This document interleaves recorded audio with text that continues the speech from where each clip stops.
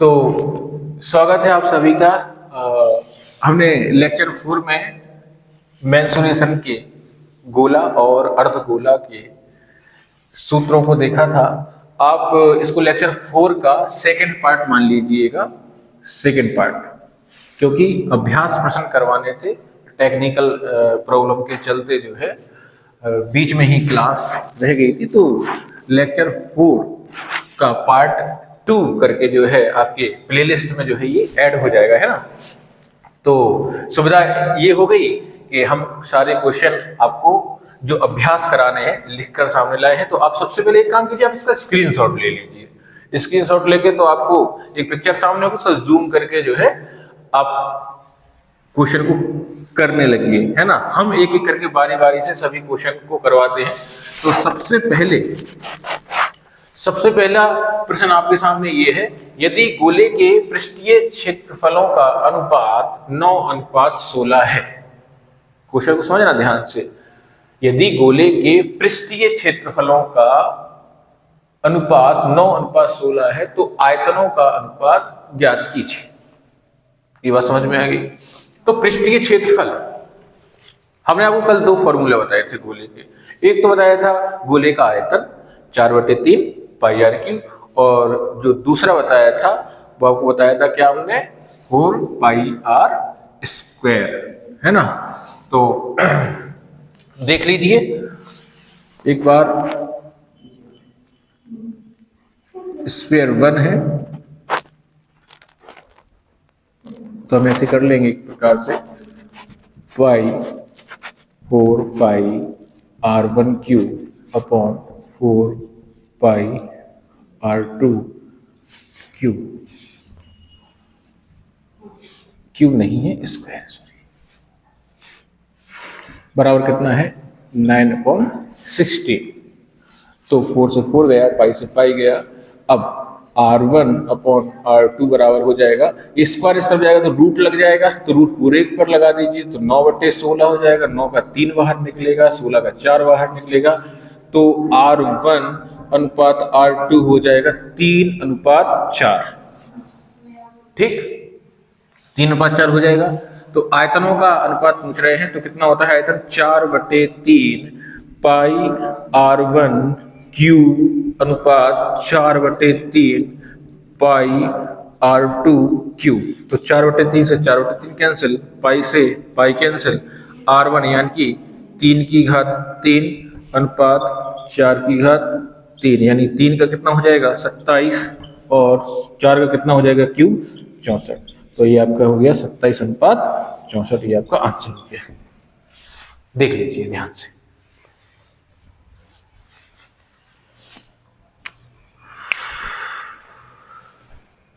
तो कितना आसान है चीजें, बस आपको फॉर्मूला अगर आपको क्लियर है तो आपको चीजें कितनी आसान हो जाती हैं। हम लोगों ने क्या किया था, पृष्ठीय क्षेत्रफल का अनुपात दे रखा था, कंडीशन अनुपात की थी। तो अनुपात, आपने अनुपात समानुपात अगर पढ़ा हो तो क्या होता है कि आपको ये जो राशियां हैं मूल रूप में आपको ये दी गई हैं कि 4 पाई r1 है तो हमने बटे में कर दिया, 9/16 के अनुपात में है,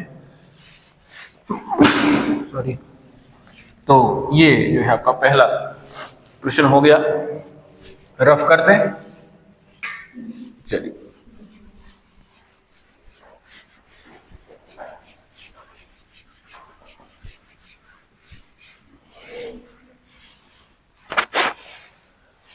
दूसरा प्रश्न, 92 सेंटीमीटर व्यास वाले एक गोले का पृष्ठीय क्षेत्रफल क्या होगा। सिंपल सा क्वेश्चन है, आसानी से आप कर सकते हैं। बात किसकी, यहाँ व्यास दे रखा है। व्यास क्या होता है, त्रिज्या का 2 गुना, यानी कि 2r की वैल्यू दे रखी है कितनी, 92 सेंटीमीटर। गोले का पृष्ठीय क्षेत्रफल निकालना है, और पृष्ठीय क्षेत्रफल अभी यार ऊपर भी लगा के आए थे, कितना था 4 पाई r स्क्वायर। तो इसको काट देंगे तो कितना बन जाएगा, जो 8 2 छके 12, तो r की वैल्यू कितनी है 46 सेंटीमीटर। हमको निकालना है गोले का पृष्ठीय क्षेत्रफल, तो कितना होता है 4 पाई r स्क्वायर, यानी कि 4 पाई r स्क्वायर, और 22/7 r स्क्वायर मतलब हो गया आपका 46 गुणा 46। तो अब इसको सॉल्व कर लीजिएगा, आपका आंसर आ जाएगा।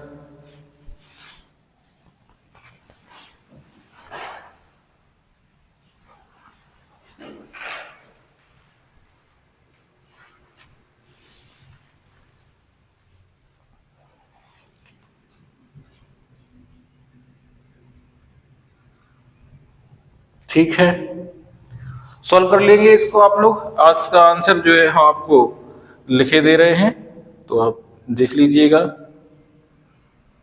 हाँ, पॉइंट में आएगा, पॉइंट में आएगा, क्योंकि आपको पता है कि 7 से कोई भी जो है नहीं विभाजित हो रहा है। तो आंसर हो जाएगा इसका 26,576.96। देखो, अब कैलकुलेशन है, ये करना सीखिए आप लोग, है ना, ये आपको करना पड़ेगा।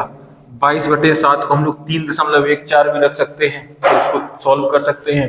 फिर ऑप्शन से हम लोग इनको आसानी से कर सकते हैं। अभी हम बता रहे हैं, कल कितना अभी तक पूरा सॉल्व नहीं करना होता है, हम यहाँ ऑप्शन नहीं लिखेंगे। ऑप्शन में जब हम लोग चेक कर लेते हैं कि कैलकुलेशन करते समय, जैसे कि इन सबको गुणा करेंगे, है ना, जैसे इसका मान हो गया 3.14, बात को समझना।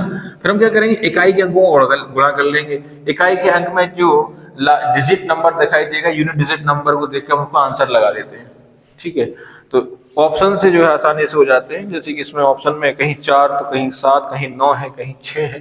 तो देखो, 6 36 की 6 का गुणा करेंगे इसमें तो 42 का 2 का गुणा होगा इसमें 4। इस तरीके से जो है 7 से भाग दे देंगे, तो आंसर आ जाएगा आपका। नेक्स्ट,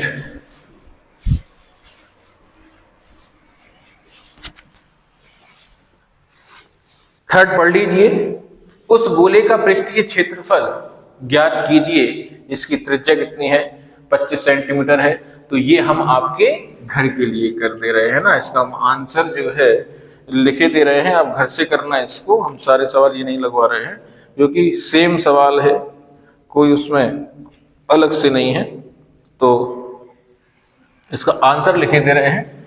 इसका आंसर है 7850। सवाल किसमें है, सेंटीमीटर, तो क्षेत्रफल है तो स्क्वायर।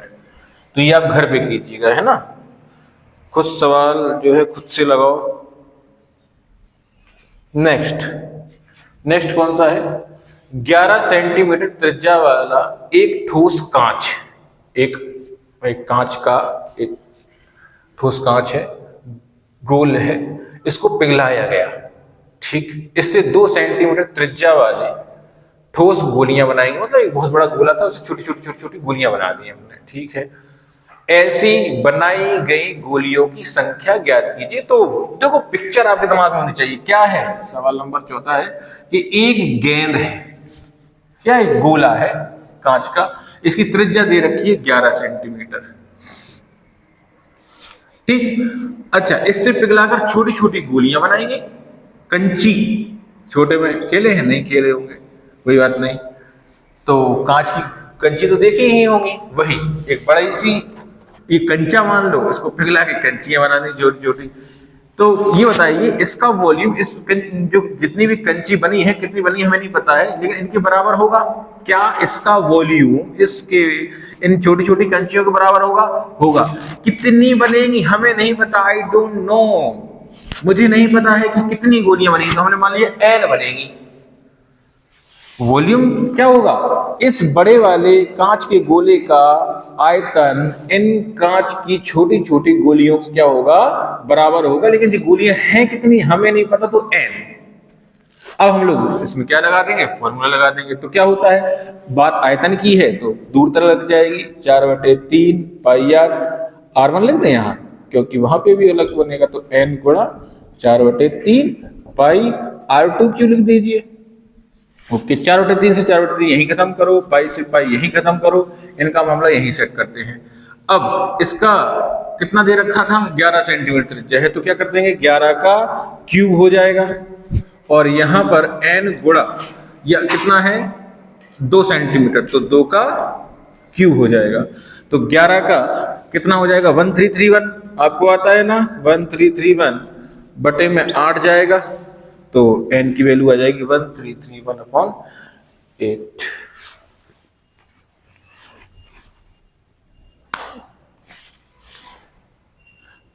ठीक है, इसका आंसर कितना आ जाएगा 8 एकम 8, कितना बचा 5 और 3 लिया तो अच्छंग 45 अच्छंग 48, 48 कितना था ये, तो लगभग जो है अच्छंग 48 166, हाँ कुछ दशमलव में जाएगा 166 गोलियां कर लीजिए। अब 66 क्या बनेगी, n का मान कितना है 166, मोटा मोटा लगभग में आप ले लीजिए, आंसर हो गया आपका। ठीक है, तो कुल मिला के आपको इसमें याद क्या रखना है, इन सवालों में याद करने वाली बात क्या होती है, जब भी कोई भी ऑब्जेक्ट जो है क्या किया जाए, थोड़ा सा कोई भी पिघलाया जाए, कोई भी ऑब्जेक्ट पिघलाया जाता है, तो जो नया ऑब्जेक्ट तैयार होता है हमेशा उसका आयतन बड़े वाले ऑब्जेक्ट के बराबर होगा। भले ही आप हजारों गोलियां क्यों ना बना ले, भले ही हजारों बेरल क्यों ना बना ले, आप कुछ भी बड़ी चीज से छोटी चीज पिघला के बनाओगे, उसका वॉल्यूम हमेशा क्या रहेगा, समान रहेगा। संख्या बदल जाएगी लेकिन वॉल्यूम हमेशा क्या रहेंगे, आपस में समान रहेंगे। तो इस बात को बिल्कुल चाबी की तरह दिमाग में भर लीजिए। ये बहुत महत्वपूर्ण प्रश्न था। आप इस प्रकार के उम्मीद करेंगे कि इस प्रकार के प्रश्न आते रहे हैं और एग्जाम में आगे भी आने की संभावनाएं बनी रहती हैं। ठीक है, तो स्क्रीनशॉट ले लीजिए, सिंपल सा क्वेश्चन है, करने योग्य था, कर लीजिए, है ना। अच्छा 11 का क्यों आपको याद है ना, तो इसको जो है याद रखिए, नहीं तो इसके याद करने के तरीके इसके बहुत हैं। अब अगला सवाल देखिए, 5वां सवाल देखते हैं। ये क्या लिखा, खोखला, अरे खोखला गोला आ गया। एक किसी खोखले अर्धगोलीय कटोरे की आंतरिक और बाह्य त्रिज्याएं क्रमशः 20 और 23 सेंटीमीटर है। कटोरे का कुल पृष्ठीय क्षेत्रफल ज्ञात कीजिए। तो आपने अभी खोखला गोला पढ़ा नहीं है और उसमें भी अर्धगोला आ गया है, तो विटंबना तो आपके लिए हो गई है। ये अर्धगोला आपने अभी पढ़ा नहीं है, तो क्या करें, आज ही बता दें, आज ही बता दें अर्धगोला कैसा होता है, मतलब अर्ध खोखला गोला, है ना। तो किसकी बात हो रही है, खोखले गोले की आंतरिक त्रिज्या और बाह्य त्रिज्या इतनी इतनी है, कुल पृष्ठीय क्षेत्रफल ज्ञात करना है। तो इसका फॉर्मूला आप लोग क्या याद रखेंगे, कुछ नहीं करना होता है, त्रिज्याओं का अंतर कर दो, वही होता है सब कुछ। तो खोखले गोले का आयतन लिख लीजिए आप लोग, खोखले गोले का आयतन क्या होता है। अब खोखला गोला होता कैसा है, ऐसे, ऐसा गोला थोड़ी ना बनता है, ऐसा बनता है, ये होता है खोखला गोला। ठीक है, ये अंदर से कैसा है, खोखला है। ठीक, जैसे गेंद भी अंदर से खोखली होती है, ठोस थोड़ी ना होती है। तो उसमें जो उसको भरने वाली जो परत है, ये उसकी मोटाई होती है। अच्छा, ये तो केंद्र है ही, केंद्र से बाहरी वाली त्रिज्या कितनी होगी, कैपिटल आर मान लीजिए, बड़ी होगी, और यहां से लेके आंतरिक त्रिज्या क्या होगी, स्मॉल आर होगी, यही होती है ना। तो थिकनेस क्या बताती है, इन दोनों के बीच में डिफरेंस पैदा करती है थिकनेस, है ना। तो ये जो वाला भाग घटा दीजिए तो ये वाला मान आ जाता है। जैसे फॉर एग्जांपल केंद्र से लेके परत तक यानी कि बाह्य त्रिज्या 8 है, बाह्य त्रिज्या 8 है, और इसकी जो थिकनेस है, मोटाई है, ये 3 है। तो 8 में से 3 गया तो कितना बचेगा, 5 बचेगा। तो स्मॉल आर कितना हो जाएगा, 5। इस तरीके का है। अब ये तो था गोला, लेकिन हम पढ़ना है खोखले गोले, अर्धगोले की बात हो रही है ना, तो अर्धगोला देख लीजिए, अर्धगोला, तो ये है गोला, लेकिन अर्धगोला करना है तो इस बीच से रफ कर दीजिए। तो रफ करेंगे तो क्या बन जाएगा, ये बन जाएगा। ठीक, इस तरीके का बन जाएगा अर्धगोला। तो अर्धगोले में आप अर्धगोले का आयतन कितना हो जाएगा, तो वो 2/3 पाई बाह्य त्रिज्या माइनस आंतरिक त्रिज्या का क्यूब। ठीक, ये आपका हो जाएगा आयतन, खोखले गोले अर्धगोले का आयतन। और खोखले अर्धगोले का क्या पूछा है सवाल में, कहा गया, कुल पृष्ठीय क्षेत्रफल। तो कुल पृष्ठीय क्षेत्रफल, कुल पृष्ठीय क्षेत्रफल, हमें बताओ कि वहां पर क्षेत्रफल था कितना, उसी हिसाब से इसका निकाल लेंगे। बताइए कितना था। तो लिखिए पाई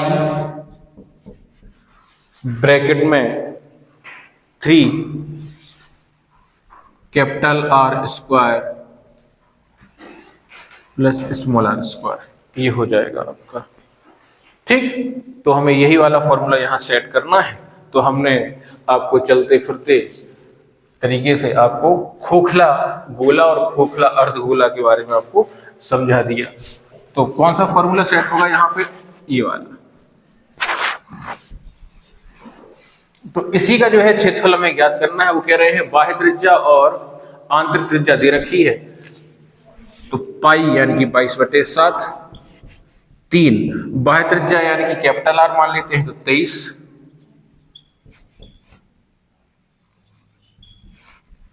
और ये कितनी हो जाएगी 20। इसको सॉल्व कर लीजिएगा, आपका आंसर आ जाएगा 529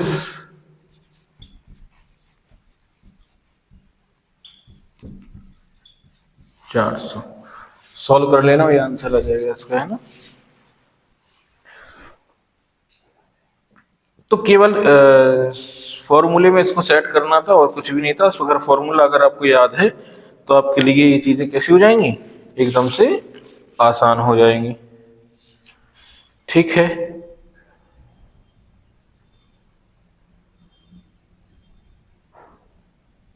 अच्छा पाई में आंसर है तो पाई में आंसर आ रहा है इसका, तो आप पाई का मान नहीं रखिए, रखना रखिए, नहीं रखिए, सीधा सीधा गुणा कर लीजिएगा, आपको आंसर आ जाएगा।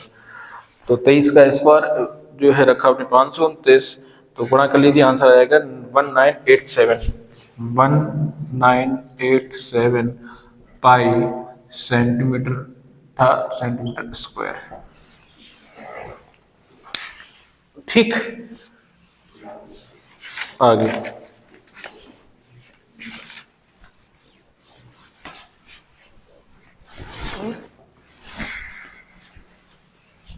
ये आपको कौन सा सवाल था, 5वें नंबर का सवाल था, 5वां सवाल था। तो पहला दूसरा लगवाया है हमने, तीसरा आपको दिया है करने के लिए, चौथा लग गया है सवाल, 5वां लग गया है।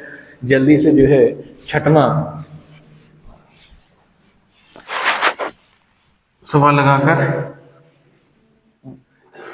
विराम देते हैं। अर्धगोले का संपूर्ण पृष्ठीय क्षेत्रफल ये दे रखा है। तो अर्धगोले का संपूर्ण पृष्ठ हमने आपको बताया था कितना होता है, क्या सवाल में दे रखा है, अर्धगोले का संपूर्ण पृष्ठीय क्षेत्रफल।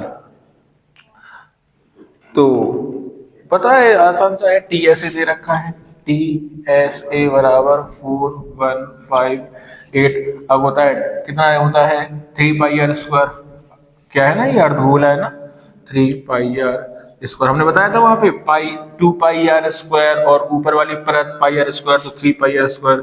सूत्रों को याद नहीं करना है, समझते हुए आगे चलना है। r² कितना दे रखा है, अच्छा क्या निकालना है, आयतन। सबसे पहले त्रिज्या निकालेंगे, चलो काटो, देखो 5 4 9 8 और 1 9, यानी कि ये 0 हो रहा है, इसका मतलब ये 11 से कटेगा। ऐसे देख लिया करो, विभाज्यता का नियम यही तो यूज होते हैं। 11 1 दूनी 22, इसको काटेंगे, 11 तिया 33, 41 में से 33 का कितना बचा 8, 11 सा 77, कितना बचा 33 8 हो जाता है 11 77, तो 85 था ना ये, हाँ, तो 85 में से 77 गया तो कितना बचा 5 3 8 11 8 88। इतना सोचना भी नहीं था, क्योंकि 8 है तो जाहिर सी बात है 11 88 ही बनेगा, कुछ बनना ही नहीं है। अब देखो 7 3 10 और 18, यानी 3 से कट जाएगा। विभाज्यता का नियम सेट करते जाइए, चीजें आपको आसान लगेंगी। 3 एकम 3, 3 दूनी 6, 3 छंग 18, 126, 2 से कट जाएगा ये, 2 छक 12, 2 तिया 6, आर स्क्वायर बराबर कितना हो जाएगा 63 गुणा 7। ठीक है, देखो कैलकुलेशन कैसे होती है, 63 लिखा है, इसको लिख देंगे 9 गुणा 7। अब इसको यहाँ जाएगा तो जब रूट लग जाएगा तो इसका 7 बाहर निकल आएगा, इसका 3 बाहर निकल आएगा, तो बन जाएगा 21। तो आर बराबर कितना आ गया 21 सेंटीमीटर। अब आपको ज्ञात क्या करना है, इसका आयतन ज्ञात करना है। तो आयतन क्या होता है अर्धगोले का 2/3 पाई आर क्यूब। तो 2/3 लगाओ, 22/7 लगाओ, और 21 गुणा 21 गुणा 21 ये आप कर लीजिएगा। सब कुछ हम ही नहीं करते रहेंगे। 7 × 21, 3 से 3 कटा। अब 21 गुणा 21 होता है 441, और 22 दूनी होता है 44। इसको गुणा कर लीजिएगा, ऑप्शन में देख लीजिएगा 4 एकम 4, जिसमें इकाई का अंक 4 दिखाई दे, वही आपका आंसर हो जाएगा।